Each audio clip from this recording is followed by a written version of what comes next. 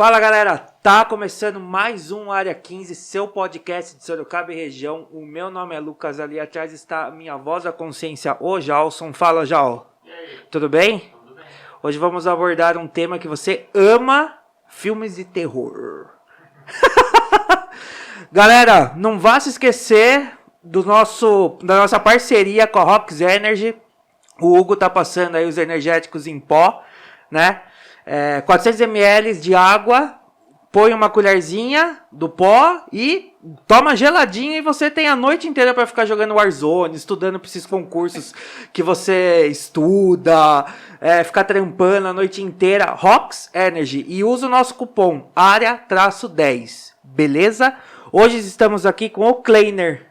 Fala, Kleiner. Boa noite aí, galera. Tudo jóia?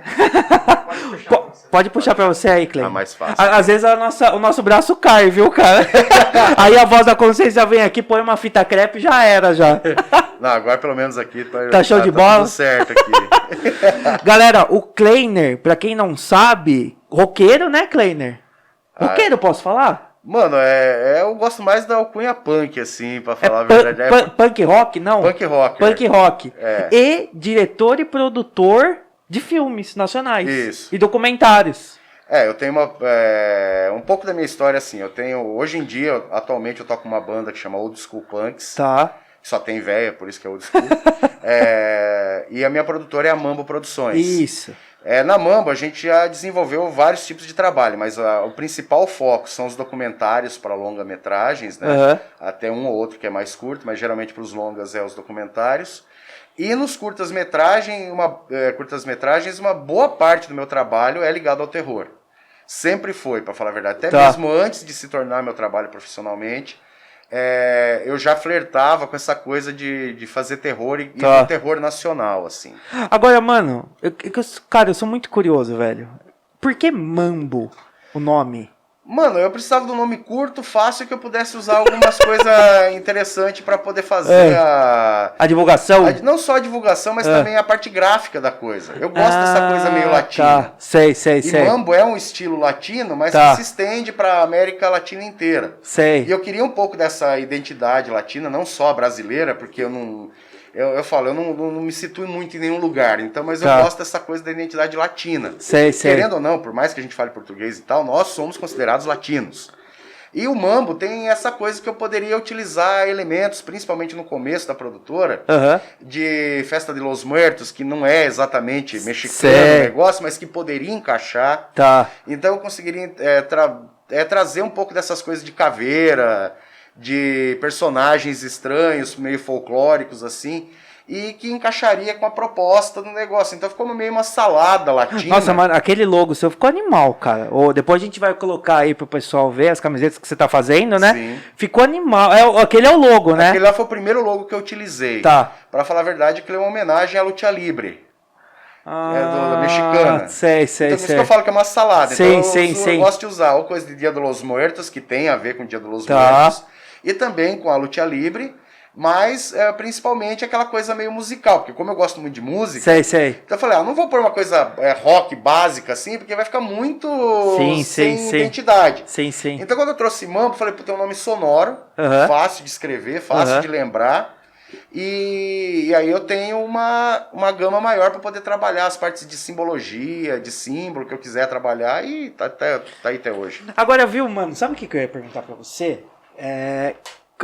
Por que puta, não sei se eu vou falar a palavra certa, Kleiner, mas por que você acha que hoje em dia, velho, o pessoal tem tanto preconceito com o filme brasileiro, cara? Porque hoje em dia, cara, hoje em dia o pessoal tem preconceito com o filme brasileiro, só que a gente tá conseguindo fazer umas produções muito pica, eu acho, velho. Meu, eu falo a verdade. Eu acho que hoje em dia, pra ser sincero, hoje em dia a gente tem menos preconceito com o filme brasileiro do que a gente já teve. Tá. E os streamings é que ajudaram a diminuir isso que eu ia comentar com você. Esse preconceito. Mas é uma linha de mão dupla, pra falar a verdade, assim, do negócio do preconceito com o filme. Porque tem muita gente que não gosta do filme nacional só por ser filme nacional. Sim. E o mais engraçado é que a maioria dessa galera que odeia filme nacional e tal, assim, são aqueles que se dizem patriotas. Isso que pra mim é uma das coisas mais ridículas que mas é verdade, cara. Mas, como de idiosincrasias estranhas, o nosso país vai subsistindo, por assim dizer, bem claro nisso. Mas eu vou dizer uma coisa, nos anos 80, tem uma história por trás do porquê que o filme brasileiro é tão vilipendiado. Tá. Vamos voltar no tempo, lá pela década de 60, mais ou menos, que começaram as chanchadas, entre 50 e 60, as chanchadas cariocas. No final dos anos 60, começou algumas escolas de cinema dentro de São Paulo, que eram patrocinadas principalmente pelos bicheiros, que era o cinema underground paulista. Tá. Eles eram diferentes da galera do cinema novo, que veio anteriormente, das chanchadas, e eles tinham uma nova proposta em cima de como fazer filmes, mais experimentais, era a época dos caras tomando ácido. Tá. Então, os caras tinham umas ideias como Rogério Sganzerla, como Reichenbach e vários outros nomes da época. E nesse movimento underground, que nasceu dentro da boca do lixo em São Paulo, no quadrilátero do pecado, esses caras formalizaram um movimento cinematográfico, que foi se espalhando pelo país. Tá. Mas principalmente ali em São Paulo, que era a boca do lixo, certo? Certo. Então, passou os anos 60, começou os 70, começou a aparecer um novo gênero de cinema brasileiro, que foi financiado principalmente pelos bicheiros, que era porno chanchada. Até 1982 não tinham filmes de sexo explícito. Tá. Mas os diretores, eles eram contratados assim, você quer, igual lá, o Mojica, quero fazer um filme, beleza.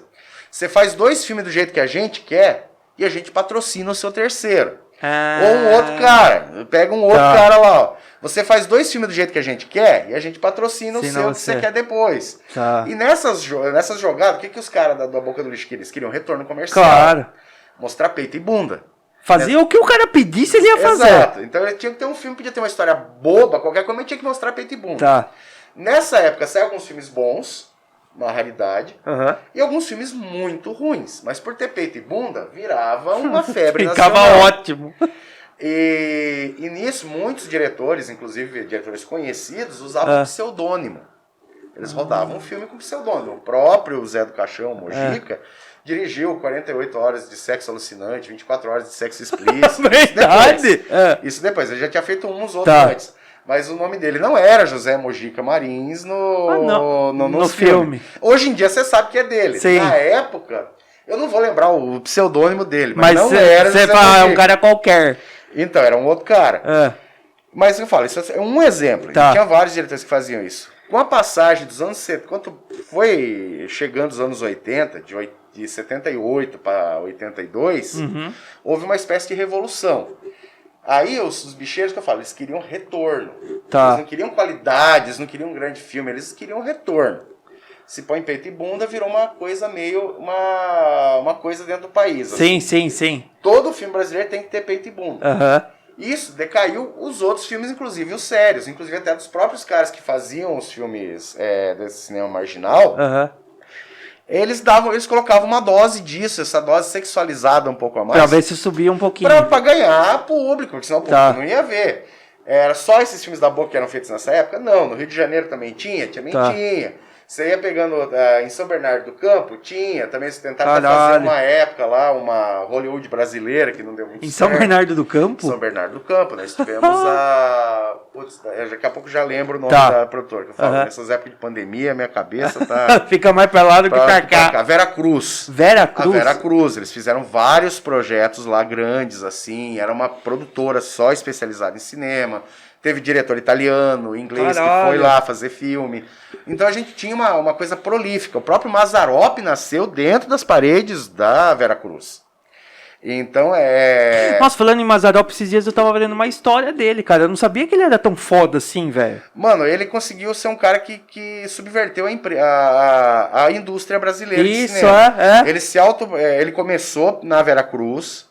Depois ele se transformou num grande cineasta, a ponto assim, dos filmes dele serem tão populares, principalmente no interior do país, que ele se autoproduziu. Ele tem uma fazenda. Isso que eu tava vendo. Ele tem uma fazenda, e essa fazenda é onde ele fazia todas as produções dele. Inclusive eu fiz um documentário com um cara que trabalhou com o Mazzaropi na época, junto com uma galera de Pernambuco.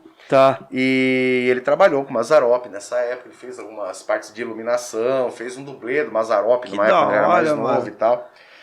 É que tem muita coisa na vida Sim, do Mazzaropi sim. que não é contada porque eles não querem acabar com a, como dizer, com a aura que ele tem dentro do cinema nacional e tal. Uhum. Então, tanto que as biografias que você tem dele são tudo chapa branca. Ah, tá. É mais pra manter O legado a aura, dele. o legado dele do que Tá. qualquer outra coisa. Uhum. Mas não vamos entrar nesses Beleza. detalhes. Então daí, mas assim, a própria Veracruz também não teve perna, se ferrou, então é aquelas coisas. Então quando chegava na Boca, que era um dos únicos redutos de apoio, porque não tinha apoio estatal no Brasil, Uhum. a não ser os que eram pelo governo. Só que os que eram patrocinados pelo governo nessa época, dos anos 60, 70 e 80, era meia dúzia de lambibota dos militares. E esses lambibota eram os que denunciavam os caras, eram os que ficavam lá, eles tinham um conluio. É. Então era muito difícil a Embrafilme dar dinheiro para esses caras. Tá. Quando um deles Embrafilme era a empresa que veio depois ser substituída pela Ancine. Pela Ancine, é. Mas Tá. na época era a Embrafilme. Tá. Embrafilme era literalmente, nós estávamos dentro de uma ditadura extremamente violenta, repressora. Puta que pariu. E um monte de outras merdas. A ditadura militar foi uma das piores, dos períodos mais horríveis da nossa história. Sim. E tem gente que nega isso, mas tudo bem. Ah. É igual gente que fala que a Terra é plana. Mas tá bom. Terraplanista? Mesma coisa. É a mesma coisa. Mas nessa época, então, o que os caras tinham que fazer? O subterfúgio era ir buscar dinheiro de uma forma que não fosse a mais, vamos dizer assim, coerente diretamente com o governo, que não tinha como. Tá. Apesar que o Reichenbach ainda conseguiu fazer um filme pela Embrafilme, o Sganzero acho que até conseguiu uma outra. Teve uns caras que conseguiram um ou outro financiamento, mas para cada um desses caras que conseguia um financiamento, totalmente velado, com um roteiro mandado, cheio de palavra velada, de coisas assim, esses outros lambibota conseguiam... Conseguiam também fácil. Eles superfaturavam um filme e faziam o filme com um quinto do valor e viravam filmes ruins. E embolsavam o e resto. Embolsava o resto. Puta, mas nossa. tá, isso é outra história. Voltando à Boca do Lixo. Os bicheiros eram o que salvou o cinema brasileiro nessa época. Tá. Um monte de ator, um monte de atriz, um monte de diretor, um monte de gente que trabalhava em produção foi salvo pelos bicheiros. Caralho. E a economia de São Paulo, ilícita por assim dizer, rodava dentro da Boca do Lixo. Era o quadrilátero do pecado. Ali, então quando esses caras começaram... Quadrilátero do pecado. É o nome É o nome mesmo? O nome é conhecido nacionalmente, para quem faz cinema, de quadrilátero do pecado. Caralho. Porque são 4 ruas que se cruzam, que faz a Boca do Lixo. Eu não vou lembrar o nome de todas as ruas, mas São é ali Paulo. naquela... É a Praça da República, Candiras... Eu tô tentando lembrar o nome das ruas que fazem o quadrilátero. Aquele quadrilátero é onde ficavam todas as produtoras. E os caras, entre 79, 80, até 82, eles queriam mais ferrado o negócio. Falaram, não, só peito e bunda, o público já não quer mais. Porque veio uma onda de filmes suecos aqui pro Brasil e alguns filmes americanos para passar no cinema, que era sexo explícito. Tá. Porque a censura não deixava antes, mas daí eles começaram a pornô, foda-se. Então o que a gente fez? Daí que os caras começaram a fazer? Trazer esses caras dos produtores e começar a fazer filme pornô. Tá. Tanto que o nosso primeiro filme pornô é de 82. O primeiro filme pornô de 82. Explícito, brasileiro, oficial, não rodado em 16 milímetros, mas em 35 milímetros para a sala de projeção, é de 82. Tá. Coisas eróticas. Certo. Aí, quando eles viram que deu um sucesso lascado esse filme nacional, que era horrível, mas que deu sucesso, porque era um filme pornô e todo mundo agora, opa, tem um filme nacional. Maravilhoso. Português, fazendo filme pornô. Os caras desistiram das pornochanchadas. Até um ou outro diretor ainda conseguia fazer, mas aí tinha mais restrição. Falar, vai ter que ter sexo explícito. Mesmo que seja uma cena lá no meio, você vai ter que ter uma cena de sexo explícito ou sugerido muito aberto. E muitos diretores entraram nessa onda e começaram a fazer sexo explícito, aí foi a primeira derrocada do cinema nacional. Aí você conseguia um ou outro filme que tinha mais destaque, a gente teve hiatos enormes, só produção independente ou patrocinada por uma coisa ou outra. E nessa caída do cinema nacional, a qualidade caiu tanto, mas caiu tanto, que uma geração inteira não suportava ver filme nacional. Porque todos os filmes nacionais... Então foi daí que começou, você acha, o preconceito. O preconceito foi principalmente para quem viveu entre os anos 80, 70, 80 e 90. 90. Até a retomada do cinema nacional, os filmes eram horríveis. Tinha um filme bom, mas era assim, você pensava por ano, um filme, 2 filmes bons. Não é que são filmes ruins, todos são ruins, não, mas é assim, que atingiriam um público maior com qualidade. Tem muito filme bom dessa época, mas que, por exemplo, pra quem é cinéfilo, o cara que gosta de cinema vai ver e fala, puta, vai ver as qualidades. Esse é bom. Mas para um público normal, esquece. Os caras não vão ver, eles só vão querer, ou vão ver o filme. E ficou uma pecha em cima do cinema nacional, que o cinema nacional tinha o quê?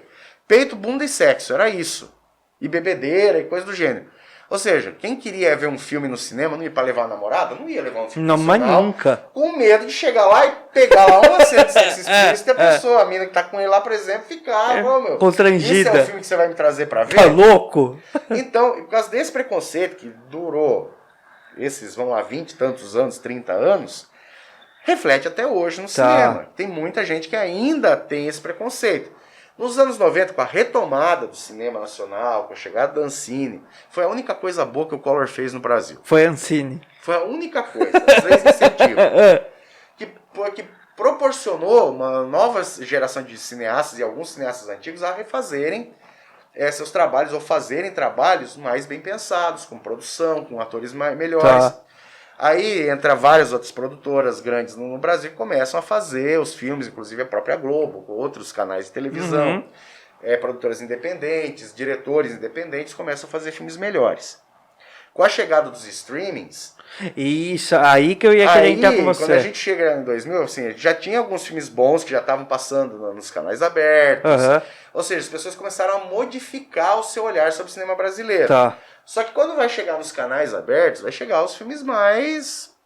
que tem ator global, que tem diretor conhecido, que tem aquele ator famoso, comédia boba, um monte de comédia boba, inclusive nos canais a cabo também. Também, mesma coisa. Fora o Canal Brasil, que dá espaço para todo tipo de produção, você vai pegar os canais básicos, mano, é tudo aqueles filmes água com açúcar, que você sabe que é filme tipo os Megapix da vida. E vai, mano, e tem esses filmes, o público tem acesso a esses filmes, então ainda continuou uma espécie de preconceito, porque eles acham que agora todos os filmes nacionais são aqueles lá. Certo. Aí tem que vir uns filmes mais porrada, uns filmes mais interessantes, e ser indicado pra alguma coisa lá fora. Pra daí a pessoa começar... Daí a pessoa fala, mas peraí... Então, mas é aí que eu queria perguntar pra você. Aquele Bacurau, você acha que foi assim ou não? O Bacurau, então, ele só foi reconhecido aqui no Brasil como um grande filme, não só esse, tem outros casos também que aconteceram isso, mas principalmente o Bacurau, depois dele ser... Vamos dizer assim, ovacionado lá fora. Eles deram um aval lá fora de que o filme era bom. E aí, então, o Bacurau começou a rodar. Como vários outros filmes, não foi só esse. Por exemplo, o Democracia em Vertigem, também. Só foi começar aquele alarde aqui no Brasil. Quando começou lá fora, os caras a querer que indicasse a Oscar, que começasse essas coisas. Ou seja, foi indicado a Oscar, né? Então daí... Mas essa é o que eu falo, isso é uma história comum dentro do país. O Brasil é aquilo que eu falei, o cara se diz tão nacionalista, tão coisa, mas ele não vê nem o próprio material brasileiro. Nada. E no Brasil tem grandes filmes, tem grandes cineastas. O bom da Netflix é que eles começaram a investir e trazer filmes que as pessoas não tinham tanta coisa. Assim como a Amazon, como as outras. Também começaram a trazer filmes. Aquele da Netflix, Cidade Invisível, o que você acha? Mano, é que é aquela coisa. Eu acho ele meio água com açúcar. Ele poderia ter ido pra um lado e ele foi pra um que eu particularmente... Porque ele trata mais sobre folclore, né? Folclore, só que de uma forma bem bobinha até. Sei. Por exemplo, ele poderia ter ido muito mais a fundo. Por exemplo, se você pegar o Fábulas Negras do Rodrigo Aragão, que é um longa nacional, que é feito por 4 diretores. Eu andei pesquisando e disse que esse Rodrigo Aragão é um dos pica. Caras, é conhecido. Conheço também. O Rodrigo Aragão, tanto que quando a gente fez a mostra de terror em Sorocaba, primeira mostra de terror em Sorocaba, Rodrigo Aragão só faz longa. Depois que ele fez o Mangue Negro, ele só faz longa. Ele só tinha um curta na carreira dele. Um curta? Um curta, que ele não mandava pra lugar nenhum. Eu enchi o saco dele, falei, puta, Rodrigo, deixa eu passar aqui, mano. Tá bom, eu vou liberar pra você. Mandou pra mim o curta, passou aqui. O Fábulas Negras, eu acho que é muito mais interessante do que o Cidade Invisível. Com uma produção bem mais baixa. E 4 diretores. Rodrigo Aragão, Peter Baistorff, Joel Caetano e o Mojica Marins. Cada um deles dirigiu das fábulas e formaram um filme. E esse longa, eu falo, é muito mais interessante do que o Cidade Invisível, na minha opinião. Sei. Para um público mais juvenil, mais adolescente, ou que não tá muito acostumado com isso. Vai de Cidade Invisível. Provavelmente o Cidade Invisível é uma boa porta de entrada para você ver que existem produções interessantes no Brasil. Sei. Para um público que já gosta mais de terror, o filme do Aragão é muito mais interessante. Tá.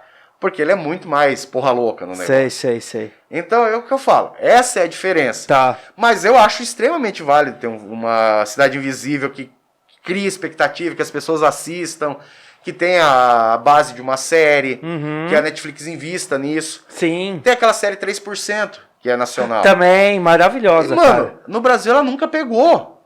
Ela ficou Jura? famosa fora do Brasil. Na Europa, principalmente, e acho que até nos Estados Unidos, ela tem muito mais público fora do que no Brasil. Que aqui no Brasil. É maravilhosa, sério? Não é, mas aquilo... Não, sim. Te prende, né? Como é que é estranho isso? Tipo, uma série que foi feita aqui, todo o negócio, é lá fora que ela tem mais sucesso. Que ela tem mais sucesso. É estranho isso. Nossa, é estranho pra caralho, cara. Agora que nem... antes da gente começar aqui, a gente tava conversando ali fora, cara. Agora eu vou sair totalmente disso aqui e vou ir pra outro assunto, velho. Mano, eu falo que esse podcast é pra valorizar a nossa cidade. E aí o Kleiner tava conversando comigo lá fora, ele falou assim, Lucas, você sabe quem já veio tocar na nossa cidade em 1958? 58? Falei, quem, Kleiner? Ele falou, Bill Haley. Falei, what the fuck, meu? Como assim? Ele foi em 3 cidades só aqui, né, no Brasil. São Paulo, Rio de Janeiro e Sorocaba. É interessante dizer que eu fiz um documentário, né, sobre a história. Você sabia isso aí, Voz? Não? Eu fiz um documentário sobre a história de Sorocaba e eu tive que cavar toda a história do princípio, da origem do rock and roll na cidade, né? E aí eu me deparei com esse, que foi corroborado por um historiador, que é o Carlos Cavalheiro, e mais duas pessoas que presenciaram, que foram no show. Que você falou que foi lá no Ginásio de Esportes. No Ginásio de Esportes. Tá. Foi em 58, foi a primeira vez que o Bill Haley veio ao Brasil. Ele desceu lá no Rio de Janeiro, fez um show no Rio de Janeiro, foi para São Paulo e Sorocaba. Por que Sorocaba? Até hoje ninguém sabe. Mas ele tava no perímetro, eles vieram tocar pra cá, tocaram numa tarde aqui. Acho que também nem teve divulgação, né? Teve. Teve divulgação? Não, foi assim, rock and roll, nós estamos falando de 1958, sim. no desmunde mesmo. Que o rock and roll é criado em 1954 e chegou no Brasil um pouco atrasado, como sempre por causa do regime militar aqui, as coisas sempre chegavam atrasadas. O rock and roll pegou feio no Brasil. Tanto que tinha um decreto baixado tô tentando lembrar com o nome do prefeito, isso tem no meu documentário, que ele proibia o rock and roll nas festas e bailes de carnaval e coisa, porque ele disse que causava agitação e balbúrdia. Toma, ele baixou o decreto, e no mesmo ano que ele baixou o decreto, no final do ano, o povo chega. Isso exemplo maravilhoso. Eu coloco isso no meu doc. Isso aí tem lá, inclusive.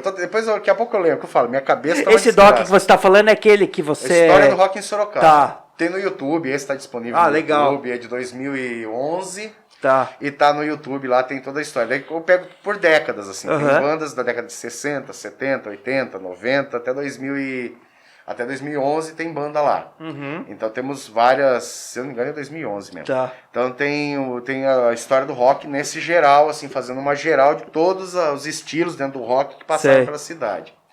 Vai ter desde os caras da época do movimento hippie, dos caras que começaram a fazer punk nos anos 80, do Viziadoc Moy, que foi uma banda revolucionária pra época, que era uma coisa entre o pós-punk e o experimental. Os caras tocavam com uma bateria com lata de tinta, panela, umas coisas assim, era a bateria dos caras, o Marcão tocava com isso.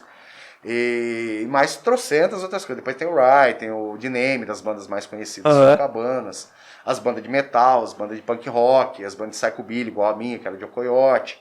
E a gente teve toda essa história contada. Tá. E em 2019 a gente gravou a História do Rock em Votorantim. Aí com as bandas do História do Rock, mas daí um pouco mais recentes, a partir dos anos 80. A partir de 86 começa a História do Rock em Votorantim. Daí a gente fez um documentário que lançou agora em 2020. E aí você estava comentando que esse lance do rock que fez você se interessar pelo terror, né? Mano, é que assim, é que eu sou de uma geração do VHS. Tá. Eu fui um adolescente nos anos 80, né, mano? Quando chegou nos anos 90, eu já tava um pouco mais velho. E eu gostava muito de filme de terror. Mano, não sei porquê, mas eu tenho uma tara pelos anos 80, cara. Eu nasci em 1990. Mano, mas eu tenho uma tara pelos anos 80, mano, cara. Eu não tenho muitas nostalgias, não. Não? Eu não tenho nostalgia, não, mano. Tudo era mais difícil, tudo era mais complicado. Uhum. Não é igual os filmes do De Volta pro Futuro. Não é mesmo. Pra você pra ver um filme novo, você tinha que ir numa locadora, ficar escolhendo entre trocentos títulos que o cara comprou da locadora, pra ver se achava um filme bom. Sei. Fita de VHS, às vezes tinha que rebobinar, às vezes tava sujo, sujar o cabeçote. Pra você editar um vídeo, mano, pra você ter uma ideia, só um pequeno corte, assim. Eu trabalhava com VHS aqui em Sorocaba nos anos 90, começo dos anos 90, era fita de VHS. Eu, pra editar meus filmes, eu tinha que ir pra Palmitos, que é lá em Santa Catarina, na casa do Peter Baistorff. Porque ele tinha uma ilha de edição. Linear, que a gente colocava 2 vídeos assim, tocando o vídeo, você colocava a fita, colocava outra fita do lado, fazia os cortes, passava pela mesa, você fazia os créditos. Nossa! Parava, voltava, ia cortando e dando play no outro lá pra ele ir gravando. Mano, era isso. Ó, Hugo, tá vendo, Hugo? Agora a turma reclama de usar os programas do computador que tá tudo lá, mano. Eu sou da época do analógico. Cara, você tinha que ir até Santa Cataroca. Você tá louco, velho? Eu pegava o busão aqui, teve vezes que a gente foi tocar em Curitiba, e de Curitiba depois eu fui pra Santa Catarina editar os vídeos. Fazia show em Curitiba, os caras da banda voltavam, eu ia, continuava minha jornada lá e ficava lá. Então você curtia essa parada de VHS? Então, eu sou dessa época do VHS. E logo no final dos anos 80, começo dos 90, eu já gostava de rock, desde moleque. Aí, mano, eu trabalhava numa loja no centro, que era uma loja que não existe mais, chamava Vepper. Eu trabalhava bem no centro ali e eu andava sempre com camiseta de banda. E eram as camisetas que a gente fazia com silk na época, tudo doidona assim. E como eu trabalhava bem no centro, todos os caras das bandas, que uma hora por outra eu via, na época nos anos 80 era assim, dos anos 80 pros 90, você olhava um cara com uma camiseta de uma banda, você ia trocar ideia com ele.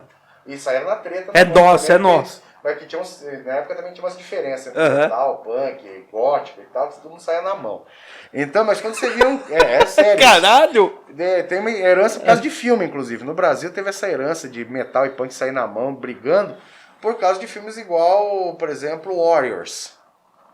Os Donos da Noite, porque eram... Donos da Noite, é isso? Não me lembro. Os Guerreiros da Noite. Tá. Porque os Warriors eram ganguistas.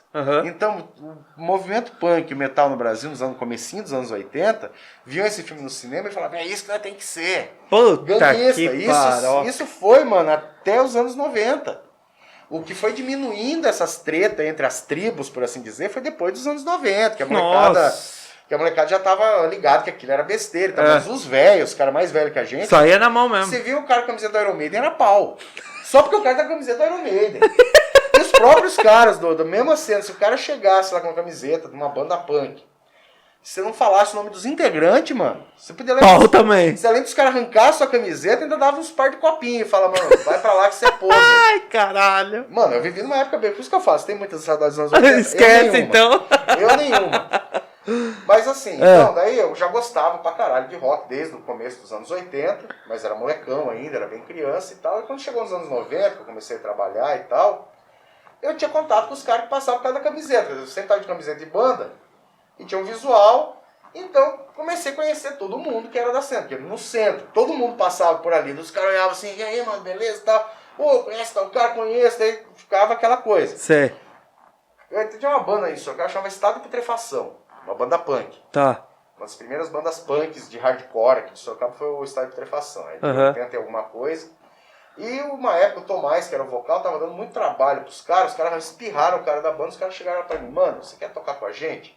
Caralho. Não, demorou, mano. Tô aí. Vamos lá. Aí começamos a ensaiar e tal. Daí 1 ano e meio, 2 anos depois, o Estado de Putrefação acabou. E eu e o Japão, que era o guitarrista do Estado de Putrefação, a gente começou a entrar numa vibe de ouvir Psychobilly direto. Psychobilly, pra quem não conhece, é um estilo musical que nasceu mais ou menos no meio dos anos 70 com a banda The Cramps. E foi, vamos dizer assim, notabilizado no final dos anos 70, começo dos 80, com uma banda inglesa chamada Meteors, que misturava rockabilly dos anos 50 o rockabilly tradicional com punk rock e temática de terror. Era a base do psychobilly. E eu e o Japão já gostava de filme de terror. Chamamos mais uns 2 amigos nossos para tocar com a gente, que também gostavam. Só que em vez da gente continuar o estado de putrefação, que já não tinha muito mais a ver com a gente naquela época, a gente resolveu formar o Joe Coyote.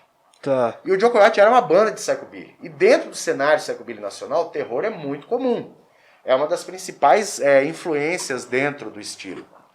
E aí foi um pulo, juntar o útil ao agradável. Tocar numa banda de psychobilly e começar a fazer filme de terror tranqueira com VHS. Na época que era o que a gente tinha na mão. E aí, meu, a gente, como eu falo, dentro do underground, aqui, as pessoas que estão acostumadas com bandas grandes, aquelas bandas que são só conhecem aquelas bandas gigantescas, que tocam em estádio, essas coisas, não entende como é que no underground, mesmo uma banda de 20 anos de estrada, mas que é conhecida, que já lançou 300 discos, mas que você também tem uma banda, você tem contato com o cara como se você conhecesse há 300 anos. E é assim também no cinema de terror brasileiro. Mano, pode ser que eu fale besteira, Kleiner, pelo amor de Deus, cara. Mas, tipo, o Kiss é alguma fita assim ou nada a ver? Viajei, fui pra Saturno e sei lá. O Kiss é um exemplo das bandas. O Kiss é um exemplo? Grande banda que os fãs têm que ficar isolados deles. Aí, diferente das bandas underground. Você pega, por exemplo, várias bandas underground grandes, assim, que são grandes pro estilo underground, que os caras vão tocar, vamos lá, uma banda que é foda, DRI, o DRI. Os caras vieram tocar em São Paulo aqui, isso nos anos 90, terminou os caras de tocar o show deles, eles desceram pra plateia agitar nas próximas bandas. Caralho! Dentro do psychobilly tem banda dos anos 80, já fui em show de, tudo que é banda de psychobilly que você imaginar. Meteors, Caravans, já vi Frantic Flintstones, já vi tudo banda inglesa, americana, alemã e tal, Necromantics, banda tudo dos anos 80, no começo dos anos 90, as bandas foda do cenário, assim, as maiores bandas do negócio. Eu ia tocar em Curitiba, já abri show pra algumas bandas dessas e já fui ver esses shows assim, eu sou fotógrafo também, minha especialidade é show. E eu ia fotografar os shows, entrevistar os caras. Mano, os caras terminavam o show, você via eles no meio da plateia agitando com a galera. Caralho. Todas essas bandas de 20, 30 anos de estrada. Muita outra pegada, né, mano? Aí você vai em uma banda, Kiss, foda-se o Kiss. Pra mim, mas Kiss é uma banda, você tá num bar, tá tocando, não me incomoda. Eu vou pôr Kiss pra ouvir em casa, tem 200 mil bandas melhores que Kiss, ou mais interessantes pra mim, é mal. Eu não tenho essa coisa com banda de rock clássico, mano. É uma coisa que eu não suporto, é banda de rock clássico. Você não curte mesmo? Não, mano, porque parece que os caras que gostam dessas bandas, não é preconceito, é porque isso eu vivi na pele durante 30 anos. Sei. Parece que o rock são aquelas bandas, os caras não valorizam as bandas autorais, os caras não valorizam as bandas da cidade, os caras não vão em show de banda. Os cabeça dura, né, cara? E os caras vão no bar de rock and roll, pra quem não gosta de rock and roll, pra ficar vendo banda cover, mano. Eu que tenho banda autoral e a galera que tem banda autoral... Tem muito bar aqui que faz essa porra, né? Bar de banda de rock pra quem não gosta de rock. Eu posso parecer polêmico no que eu tô falando, mas não é, mano. Você mas é verdade, 30 cara. anos, mano. Aí eu falo, você sabe quem é realmente rock? Porque é muito interessante. O cara bota uma banda, uma camiseta de uma banda, você é só roqueiro. Não, mano, você não é. Rock é atitude. Você é libertário, você não é reaça. Você, pelo contrário, você vai contra o sistema independente de qual ele seja. E principalmente, é um estilo de vida. Você vai conhecer as bandas, você vai entender das bandas, vai entender dos estilos, a diferença dos estilos, e você vai conhecer um espectro enorme. Tem problema você ouvir Kiss e gostar? Nenhum. Não. Tem problema você gostar de Iron Maiden? Nenhum. Tem problema você gostar de Motorhead? Nenhum. Tem banda que eu gosto, tem banda que não, mas beleza. Agora, você só conhecer essas bandas, você é roqueiro? Vai se fuder. Aí não é roqueiro. Você vai no show de banda autoral, você apoia as bandas da cidade, você não faz isso, esquece. Mano, você é um pagodeiro pra mim. Pra mim, um pagodeiro ainda dou mais valor, porque o cara vai lá no show de pagode. É os fanboy. Porque esses caras, mano, eu dou respeito muito mais os pagodeiros, porque eles vão lá pagar um show de pagode da molecada que tá tocando, eles vão lá e pagam um bagulho pra ver. Esses caras que se diz roqueirão, eles vão num boteco pra ouvir banda cover. Eles não apoiam em nenhum momento as bandas da cidade. Eles não vão em um show de uma banda autoral e pagam uma entrada ou pagam... Não, mano, eles não vão. Quem vai nesse show, você vai num show de uma banda autoral, é os mesmos caras que estão sempre lá, mano. É bem isso, Você vê um cara ou outro diferente, você fala, puta, mas onde é esses caras? Não é de Sorocaba, é de outro lugar, que o cara, puta, eu gosto dessa banda, eu vim ver aqui. Isso é rock and roll. Tá. Agora o cara vai frequentar um bar lá só porque tem uma moto desenhada na parede. Para. Tem uma caveira desenhada na parede e falar que aquilo é rock and roll? Fuder, não, mano. Você não tá sabendo que é rock and roll. Você acha que é rock and roll porque é moda. Não, filho. O dia que você começar a ir em show alternativo, aí começar a ir num show de banda autoral, conhecer os caras das bandas, ver os corre que os caras faz. Aí você pode falar pra mim que é roqueiro. Até lá, mano... Agora fanboy, cai fora, mano. Pra mim, você é só um cara que vai em qualquer bar, mano. Se você estiver tocando um bailão, você tá lá dançando. Você tá lá. Nada contra os bailão, mano. Sim. Mas se o cara falar que é roqueiro, ele é roqueiro, ele tem que entender o que é claro. rock. Agora, o cara achar que é roqueiro, porque, pois, mano, a coisa mais ridícula que aconteceu, e eu nem gosto, hein? Pô, fala. Eu nem gosto. Tem um amigo meu que faz excursão pra um monte de show de rock, que é o Abreu. Da Abreu Eventos. E foi engraçado, porque ele levou os caras no show do Pink Floyd. Tá. Não era do Pink Floyd, era do Roger Waters. Tá. Eu não gosto de Pink Floyd. Isso pode me bater o quanto quiser. Eu detesto Pink Floyd porque eu não gosto de rock progressivo. Isso é uma coisa minha. Mas respeito a história dos caras. Os caras têm muita história. O Roger Waters tem uma puta história. Esse cara é fantástico, aquelas coisas assim. Eu não fui nesse show, mas ele foi. E, mano, você é roqueiro e nunca prestou atenção nas letras do Pink Floyd ou do Roger Waters. Só fica repetindo, né? O que você é? Você é um idiota.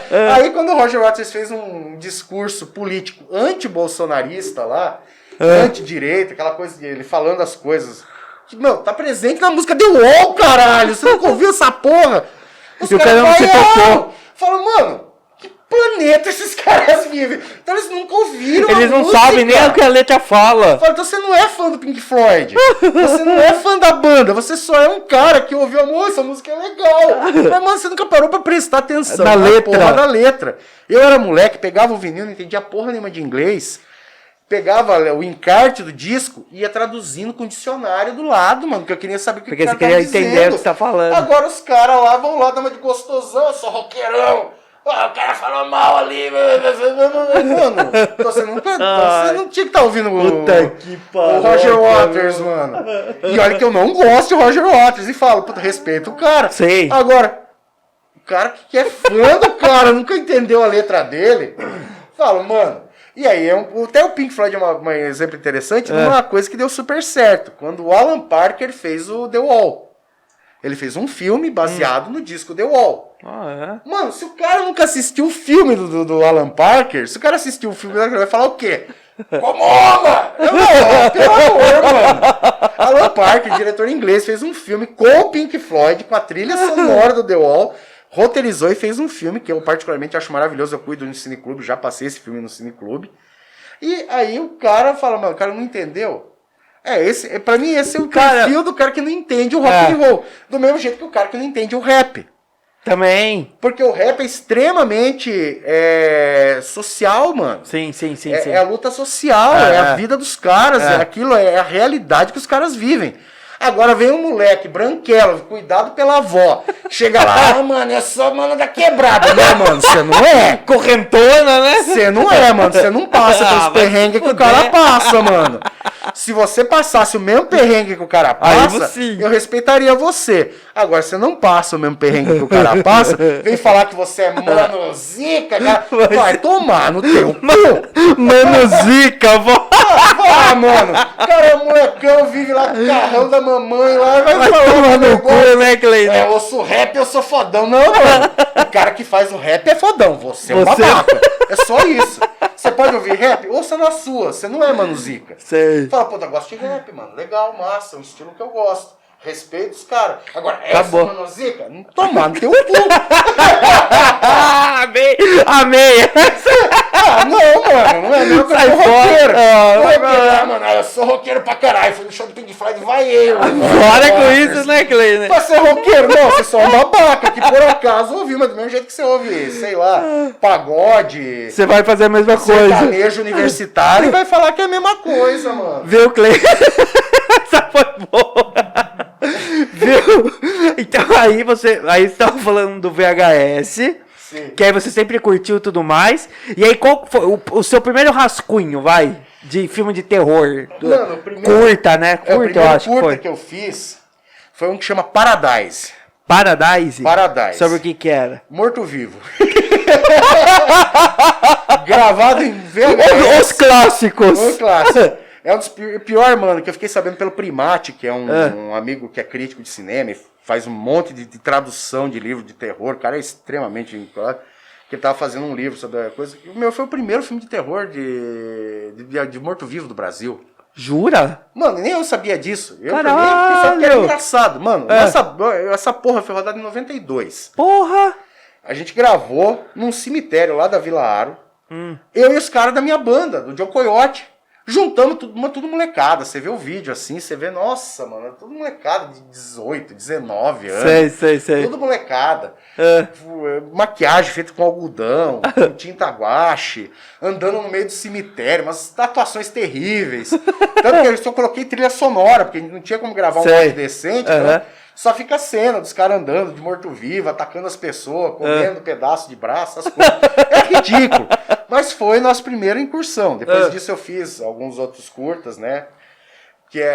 Tinha uma que era bem divertida, que eu trabalhava na época no hospital psiquiátrico, isso já um pouquinho depois do coisa. Que a gente fez um curto chamado Neonazi Saturday Night Fever. Que era um nazista, assim, representado um nazista babando numa cadeira de rodas e um cara cobrindo ele de pancada. Eu gosto muito desse curto. Ai, que da hora! É basicamente 3 minutos do cara, desse nazista apanhando. É isso. E eu acredito que eu acho que tem que fazer uma segunda versão disso com o cara apanhando mais ainda.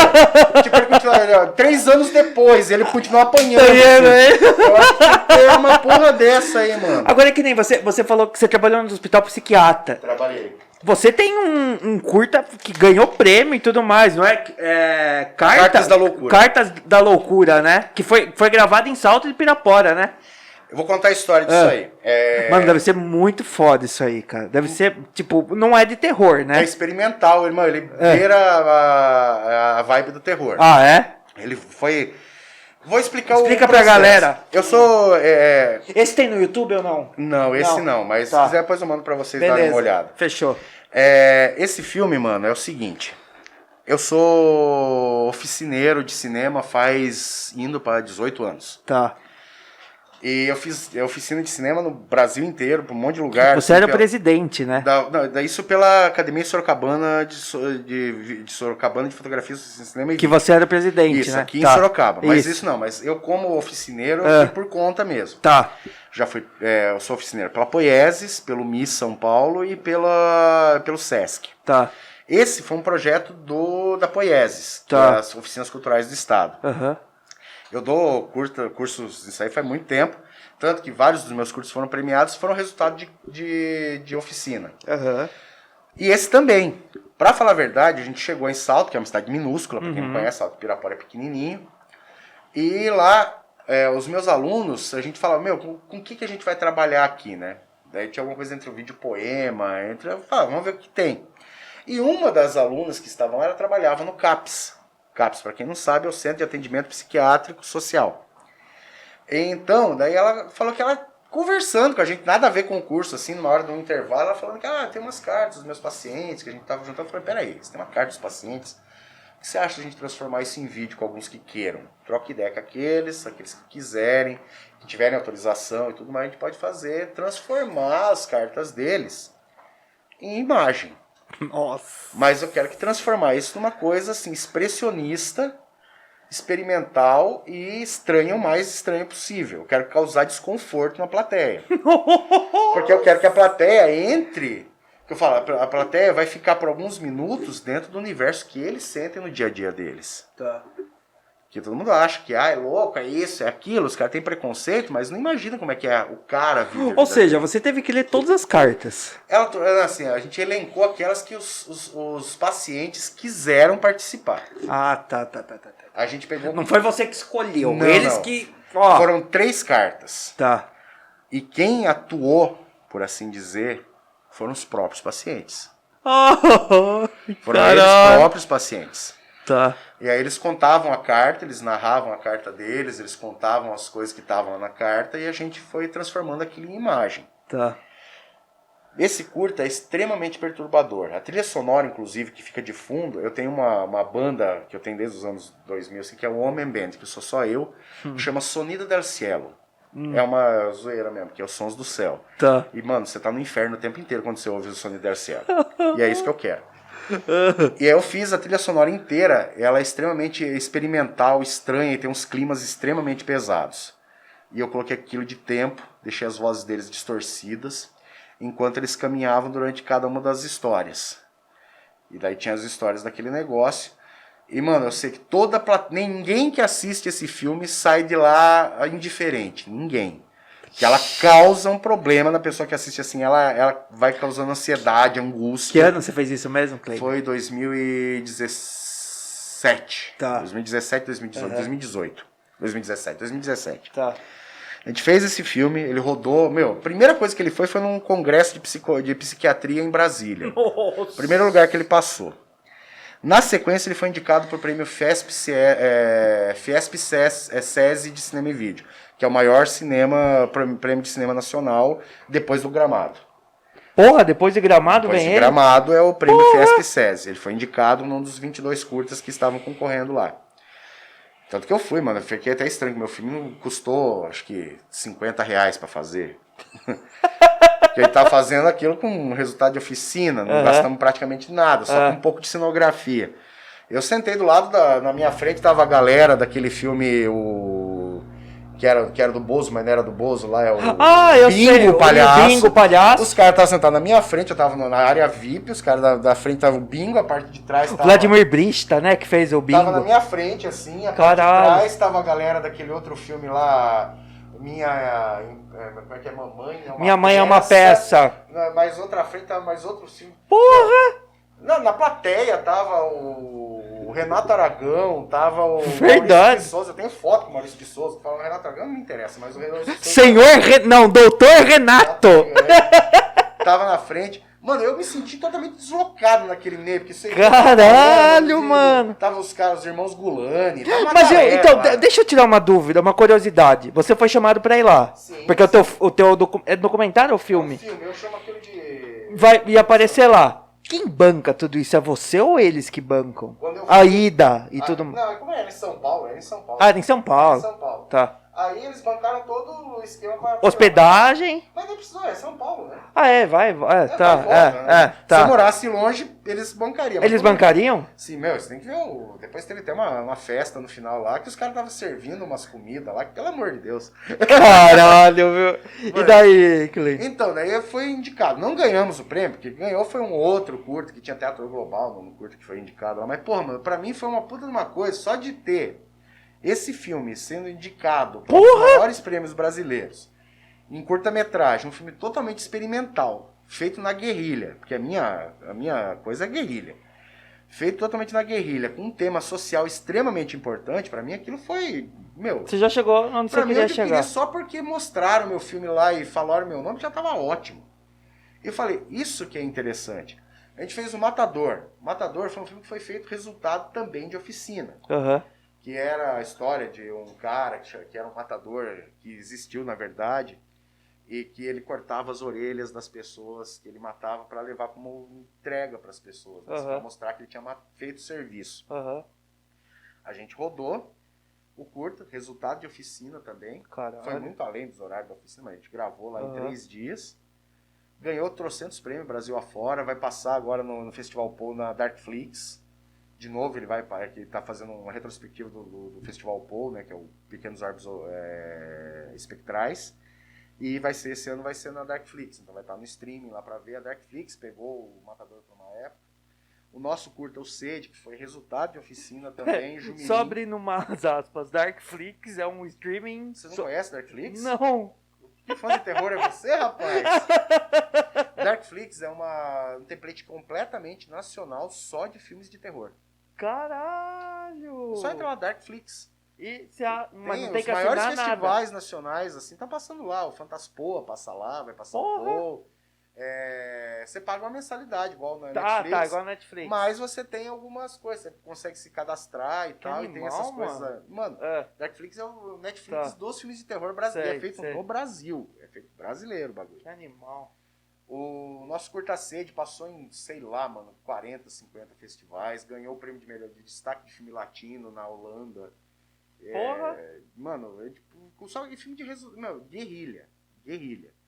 Guerrilha, pra quem não sabe, é um termo cunhado dentro do cinema de galera que faz por amor à arte, Sei. sem ter produção grande por trás, só produção mínima mesmo e fazendo com esforço de todo mundo. Agora que nem a gente tava conversando em off aqui, Kleiner, que eu peguei e falei assim, mas você vai nesses festivais aí, e como é que é? Você conhece os caras? Fala, Lucas, a gente do meio conhece todo mundo, velho. Um conhece o outro, né? Que você falou do Aragão, que você conhece ele, Mano, né? conhece todo mundo, mano. Você conhece o Toninho do Diabo? Conheço. Esse cara, ele é um personagem ou não? Ele é assim mesmo? Mano, aí é que tá. Você tem que separar o Toninho do Diabo. O Toninho, ele aprendeu com o Mojica a fazer um personagem. Ele é tipo o Henrique Cristo.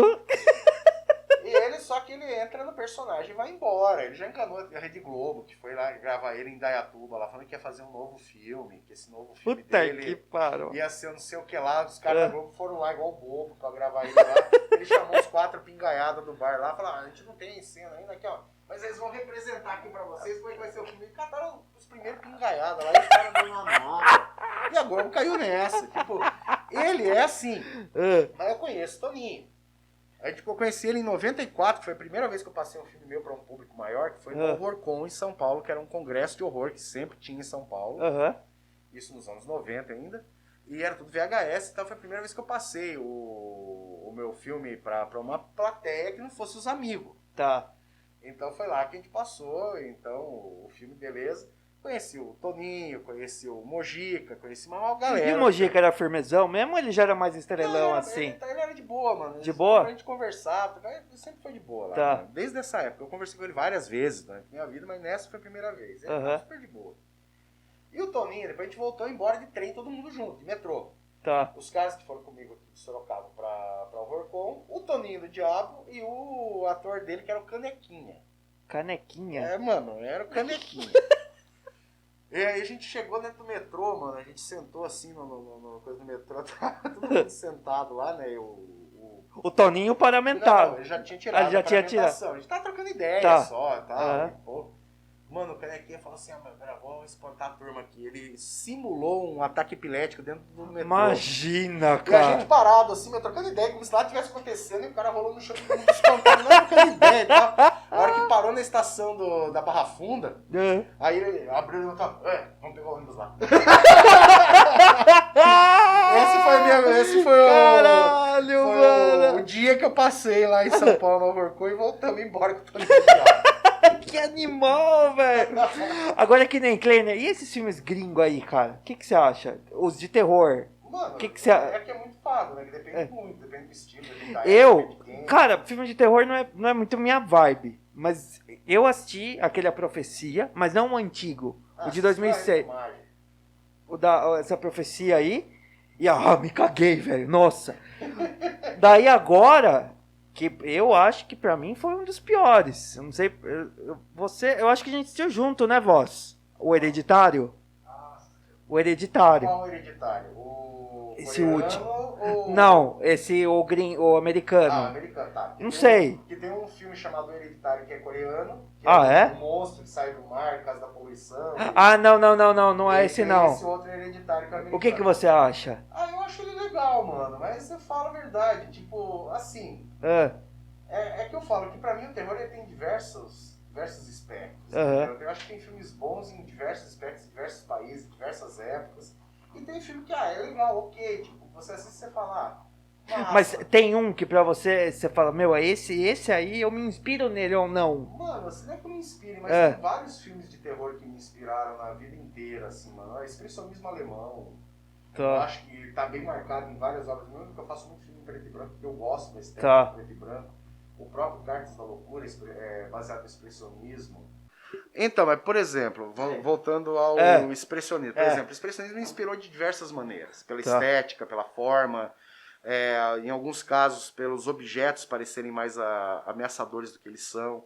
E muitos cineastas usam isso. Então a minha base, o expressionismo é uma delas. Eu gosto muito de Max Schreck, gosto muito de vários diretores da época. Aí você tem filmes, por exemplo, que eu particularmente gosto muito dentro do terror, que são filmes que eu acho que conseguem ir além só da estética do terror básico, mas que chegam a outros patamares, assim, como por exemplo, por isso que eu gosto de falar mais de movimentos cinematográficos do que de um único filme específico. Filme só. Os giallo italiano, por exemplo. Nesses filmes giallo, eles misturam uma coisa entre policial, suspense, terror, slasher, de uma maneira que são filmes únicos, assim, meu. Os filmes são bastante sangrentos e ao mesmo tempo são exagerados e às vezes são até engraçados. Eu acho que essas coisas do giallo italiano, por exemplo, eu gosto muito. Tá. Gosto de filmes psicológicos. Gosto de cinema, vamos dizer assim, alemão, neo-expressionista, que também traz umas camadas de terror, que traz umas coisas da própria psique humana que são interessantes. Você vai pegar tipo cinema clássico americano de terror, tem muitos elementos interessantes. Aí você começa a pegar a retomada do cinema de terror americano a partir dos anos 50. Você tem lá a década de 30, 40, que é o auge da Universal e tal. Depois tem o hiato por causa da Segunda Guerra, volta os filmes de terror dos anos 50, que já começa a ter as pitadas de ficção científica, porque o horror já era a guerra. Seria os Drácula, os lobisomem da vida isso ou nada nos a ver? anos 40, nos pra anos baixo. isso antes, então. Isso, que é os filmes da Universal. Tá. Que era esse universo de monstros. Lobisomem, múmia, Drácula, caralho a quatro. Aí, por causa do hiato da Segunda Guerra Mundial, o terror não era mais dentro da Terra, não era mais os monstrinhos. O terror era o próprio homem. Então daí eles começam a ir pro espaço, porque é onde começa esse negócio. Ele fala, tem medo da gente mesmo. Então a gente tem que ampliar esse medo para outra coisa. E começa as invasões alienígenas, essas coisas. Então eu acho interessante essa construção do cinema. Até o desbunde dos anos 60. Que aí chega nos anos 60, não só nos Estados Unidos, mas fora dos Estados Unidos, o mundo inteiro, os caras tomando ácido pra caralho, começaram a fazer filme tudo maluco. Isso persegue até hoje. Por isso que eu falo, quando você pega esses filmes novos, tem filme que é legal, mas tem filme que você olha pra ele e você fala, já vi isso. É a mesma coisa sempre. Ou já viu, o cara revisitou uma coisa e fez uma carinha diferente, mas, porra, já vi isso. Então, por isso que eu falo, eu não gosto de falar de um filme específico. Teve uma época que o que tava na moda era os exorcismos da vida, né? Sim, eu chamo de filme de fantasma e de possessão. O melhor filme nessa linhagem de fantasma, possessão e coisa assim, pra mim é um filme que quase não aparece nada no filme e deixa você com o cu na mão. Que é A Bruxa, que muita gente não gosta. A Bruxa? A Bruxa é maravilhoso, mano. O que é a voz? É foda esse? Mano, e não aparece literalmente nada o filme inteiro. Mas você fica com aquela expectativa. Só que aí que tá a genialidade do diretor. Ele consegue manter aquele esquema o filme todo. E tem muita gente que não gosta. Por quê? Porque não tem sustinho, não tem gente aparecendo com uma faca. Nada contra, mas esse filme é extremamente assustador. Então aí que eu falo, qual que eu prefiro? Eu prefiro, nesse caso, assistir A Bruxa do que assistir um filme que eu falo, eu já vi essa mesma cena em 200 vezes num filme. Ou que é um roteiro meia boca que os caras enchem de cena estranha e acabou, é isso. Então foda-se. Agora, Kleiner, eu vou finalizar. Cara, você levantou a bola pra mim cortar bonito, velho. Você chegou, você falou assim, Lucas, agora, você acabou de falar isso, cara. Porque depois da década de 40, que daí parou, não tinha mais o Drácula, o lobisomem, depois da Segunda Guerra Mundial, os vilões começaram a ser os próprios humanos. Os próprios humanos. O horror era a guerra. Mano, você... Cara, eu entrei no seu WhatsApp... Guys, eu entrei no WhatsApp hoje não, ontem, falar com o Kleiner, combinar com ele e tudo mais, tal. E aí, na minha pauta aqui, a primeira coisa que eu escrevi foi a frase do WhatsApp do Kleiner. Que eu falei, eu vou abrir com essa frase, velho. E a gente vai começar a dissertar tal, só que no fim eu vou fechar com essa frase. A frase no WhatsApp dele é: o inferno está vazio e todos os demônios estão aqui na Terra. William Shakespeare, exatamente. Sabia que ele morreu, não que ele morreu hoje, mas foi... aniversário da morte dele. Isso, exatamente. William Shakespeare virou o Drácula, né? 400 quilômetros. Aniversário da morte dele hoje. Isso faz total sentido, cara. Eu tenho um filho de 1 ano. E agora tá toda essa notícia aí desse moleque aí, esse Henry aí, desse Dr. Jairinho, cara. É E é homem bem de família, isso, velho. homem de família, homem pátria. Ajuizado, Ajuizado. médico. Não, cara, assim, é o estilo. Cara, essa frase... essa frase sua, Kleiner, faz todo sentido, velho. Mas, mano, Faz todo sentido, cara. eu fui um ferrenho leitor de Bukowski, É. Nietzsche, de Shakespeare. Só, cara, que, mano, a humanidade não vale nada. Nada. Tem uma frase interessantíssima que perguntaram uma vez pro Rainer Werner Fassbinder, não sei se você já ouviu falar desse diretor.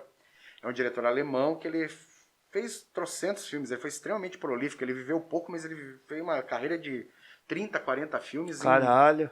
em coisa de 12, 13 anos. Porra! Não, ele era extremamente prolífico. Ah. E ele fez um filme que chama Berlim Alexanderplatz. Ah, Ele era homossexual, assumido e tal, mas isso na década de 50 e 60, que era uma fase difícil. aham. E o Berlim Alexanderplatz é um filme que tem 14 horas de duração. Sério, 14 horas de duração. Porra!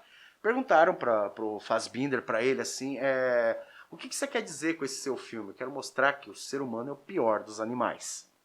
E eu levo essa frase comigo há 30 anos. Tanto que meus filmes de terror, ele tem E sempre... você nunca caiu do cavalo por achar isso, né? Você Não, só... mano. Todo dia você confirma ainda mais essa fita. Mano, não tem como. O ser humano é o que ele é isso. É. Por exemplo, todos os meus filmes de terror, todos eles têm uma carga social em cima. Tá. Porque tem muita gente que acha que só porque o seu filme é de terror, ele não tem que ter nenhuma política, não tem nada. Eu falo, não, os meus têm. Sempre tiveram. Sempre tem uma mensagem ali No por Sede, trás. ele fala sobre escravidão. Tá. Eu já passei em escola e fiz debate com aluno com isso, várias vezes. Em faculdade também. O Matador, ele fala sobre... Mano, ele se passa, em tese, em 79. Tá. Poderia se passar hoje. Porque o cara é comandado para matar a galera que tá fazendo sindicato, que tá tentando melhorar a vida dos Sim, então trabalhadores, sim, que tão poderia vivendo passar em hoje, claro. semi-escravidão. Ele tem poder. Então, meu, Cartas da Loucura, eu queria transportar as pessoas para que entendessem como é que aqueles caras, que são tidos como párias na sociedade, como é que eles enxergam o mundo, para eles começarem a ver, porra, mano, se eu passei por 8 minutos por isso, 12 minutos por isso, já tô ficando maluco, imagina esse cara que vive com Você isso tá o tempo louco. todo, mano. Entendeu? Eu acho que a maior coisa de quem trabalha com arte é causar reflexão de alguma maneira. Eu gosto de terror, porque terror é a minha praia. Fora meus filmes trash, que molecada, não tava nem aí, chamar os amigos pra fazer. Quando eu comecei a levar esse negócio a sério, como meu trabalho, como minha vida, e trabalhar com audiovisual, inclusive com a minha banda, que também tem letra política, falei, eu quero trabalhar com coisas que tragam alguma reflexão, independente de ser terror. Se for terror é melhor ainda, porque daí você vai pegar um público que provavelmente não veria um filme sério de uma reflexão. Tanto que eu falo que o filme de terror que mais me aterrorizou não é um filme de terror. Por isso que pra mim é difícil falar aquele filme que te inspirou, mano. Sei. Eu já vi vários filmes de terror de tudo quanto é época, mas pra eu lembrar de Que um pra você específico e falar, não, mano, pra mim é um conjunto. Sei. Mas um dos filmes que mais me espantou não é um filme de terror. Não era pra ser, mas é. É um filme que chama Come and See, Vá e Veja. Come and See? Come and See, Vá e Veja. Tá. É o nome do filme. Eu recomendo pra vocês, Vá e Veja. É um filme sobre guerra. Tá. Sobre uma guerra na Bielorrússia, se não me engano, na Rússia mesmo. Um moleque, se passa na vida de um moleque, em plena época da Segunda Guerra Mundial, que ele é escalado para acompanhar os soldados lá, e ele acha que aquilo é uma brincadeira, até certo momento ele não... Meu, é um dos filmes mais aterrorizantes que eu já vi na minha vida. Esse é um filme de terror. Essa polarização política é um filme de terror. Essa extrema-direita é um filme de terror. Essa galera que acha que vai sair por aí com uma arma na mão para resolver as coisas em vez de resolver a pandemia, isso pra mim é um filme de terror.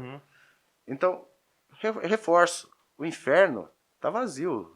Os demônios estão aqui. Tá aqui, exatamente. Tá aqui, eles ganham várias formas, inclusive uma das boas formas, isso aqui é uma coisa interessante para um cara que dirige terror.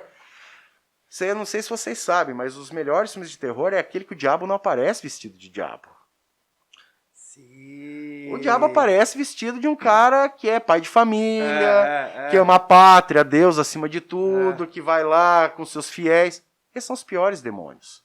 Se a pessoa não souber e não tiver o discernimento de reconhecer quando o discurso de um cara não condiz com aquilo que ele acredita, que acredita dentro dele, que é aquele negócio que ele vê na Bíblia, aquilo que em tese Jesus pregou, então, mano, você tá sendo enganado. Esquece. E você tá sendo enganado, muito bem enganado. Maravilhosamente Quando você não enxerga isso, você ou é muito burro, ou você acredita naquilo de tal maneira que você também não está acreditando naquilo que ele fala. Você simplesmente é ruim, porque essa é a essência do ser humano.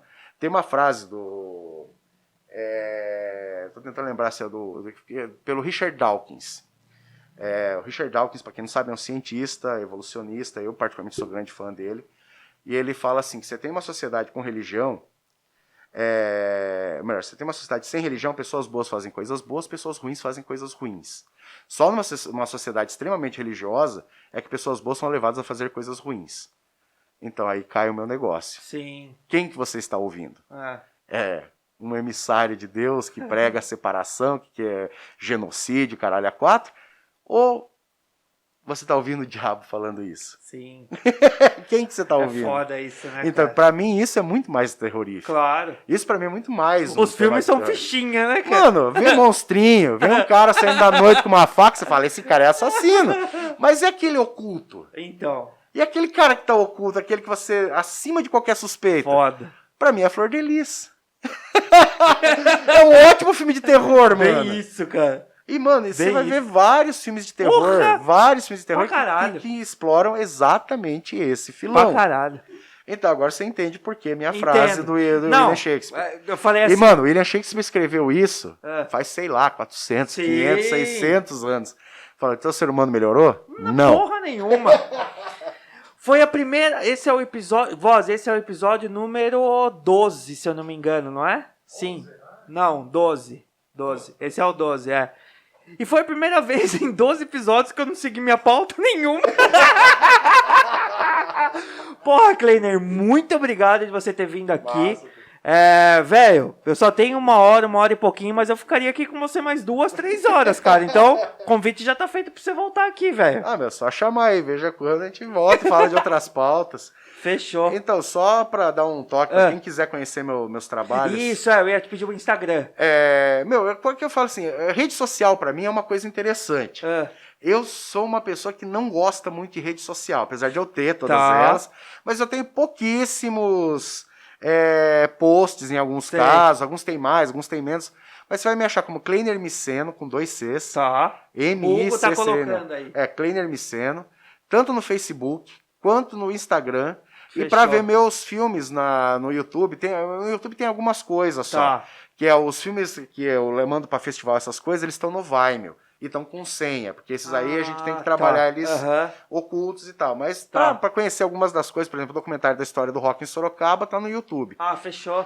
Colocar Mambo Produções Sorocaba e vai ver lá ou História do Rock em Sorocaba, já vai chegar no meu canal e não tem outro esquema. Fechou. Guys, o Kleiner também tá fazendo umas camisetas, né, Kleiner? Então, Mambo.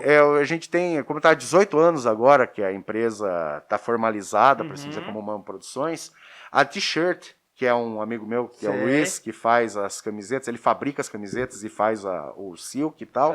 A gente fez uma série de 2 cores, né, preta e vermelha, com o símbolo da Mambo, que é um lutador de luta livre, com o Hugo caveira, tá passando aí pra galera ver. E tal. Então, quem se interessar, é só entrar em contato com a gente aqui. Fechou. Que é comemorativa mesmo, tá um preço bem bacana, é só conversar com a gente. Galera, manda direct pro Kleiner, beleza? Manda lá que nós vamos fazer aí. As camisetas estão saindo do forno agora, lançamento. Legal, show. Kleiner, muito obrigado, cara. Valeu, que aula, hein? Eu que agradeço, filho. Um dia quiser, a gente volta aí e fala mais um pouco de besteira. Galera, não se esqueça de se inscrever no canal, ativar a sineta. Estamos chegando a 200 inscritos no YouTube. E não esquece do nosso Instagram, Área 15 Podcast. Facebook, Área 15 Podcast. Spotify, Área 15 Podcast. Valeu, obrigado. Falou. Valeu.